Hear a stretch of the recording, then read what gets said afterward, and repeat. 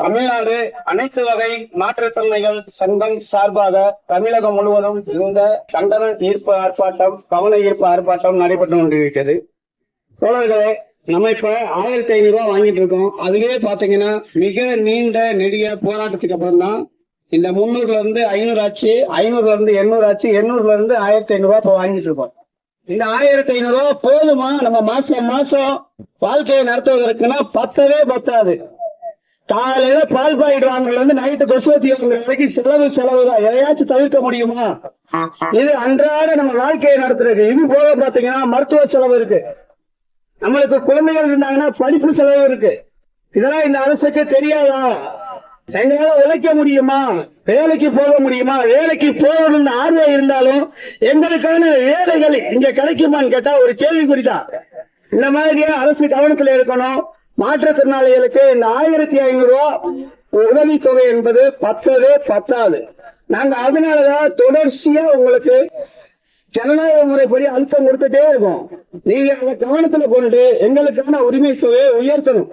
சாதாரண மாற்றுத்திறனாளிக்கு 6000, கடுமையான மாற்றுத்திறனாளிக்கு 10,000, படுத்த படுக்கையா இருக்கக்கூடிய மாற்றுத்திறனாளிகளுக்கு 15,000.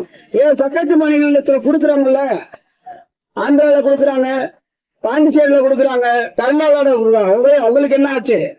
ஏன் அந்த கவனத்துல எடுக்க மாட்டீங்களா? நேற்று கூட பாருங்க, பஸ்ஸுக்கு ஃப்ரீ பெண்களுக்கு மட்டும் அறிவிக்கிறீங்க, மாற்றுத்திறனாளிகள் கவனத்தை கொண்டு வரல.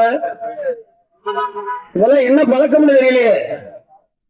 முதல்வர் விஜய் அவர்கள் கொஞ்சம் கவனத்துல மாற்றுத்திறனாளி பொறுப்பு வச்சிருக்கீங்க, நீங்க அந்த துறையை நீங்க தான் கையாளுறீங்க. ஏதோ நீங்க கவனத்துல எடுத்துட்டு இலவச பஸ் அறிவிக்கும் போது மாற்றுத்திறனாளி சேர்த்து நீங்க அறிவிக்கணும். நாங்க உங்களுக்கு ஞாபகப்படுத்திட்டே இருக்க வேண்டியதா இருக்கு. ஒரு துறையை கையில வச்சிருக்கீங்க, அது சம்பந்தமா நீங்க கவனமா சொல்லணும். நீங்க அது அறிவிக்கலாம். நேற்று பெண்களுக்கு மட்டும் பஸ்ல பயணம் சொல்லி எந்த வண்டியில வேணாலும் இருக்கலாம், வரவேற்கிறோம். நீங்க எந்த சலுகைகள் கொடுத்துட்டு வரவேற்கிறோம், பாராட்டுறோம். மாற்றுத்திறனாளிகளை கவனத்துல வச்சுக்கீங்க. 1500 ரூபாய் பட்டுமான்னு கேட்டா 10 ரூபாய் பத்தாது. அதை முழுமையா நீங்க கவனத்துல வச்சுக்கணும். ஒரு மாற்றுத்திறனாளி அன்றாட வாழ்க்கையை நடத்துறதுக்கு சாதாரணமா உங்களுக்கு 200 ரூபாயாவது தேவைப்படும். அப்படி கணக்கு பண்ணீங்கன்னா மாசம் நீங்க 6000 கொடுக்கணும். இதுலதான் மருத்துவ செலவும் பார்க்கணும். குழந்தைகள் இருந்தாங்கன்னா படிப்பு செலவுக்கு இதுலதான் பார்க்கணும்.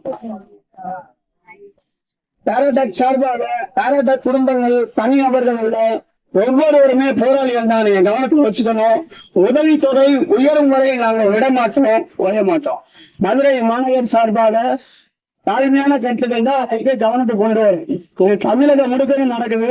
உதவித்தொகை உயரும் வரை நாங்கள் பாராடெக் சங்கம் ஓயாது ஓயாது ஓயாது என்று உறுதிபட சொல்லி விடைபெறுகிறேன்.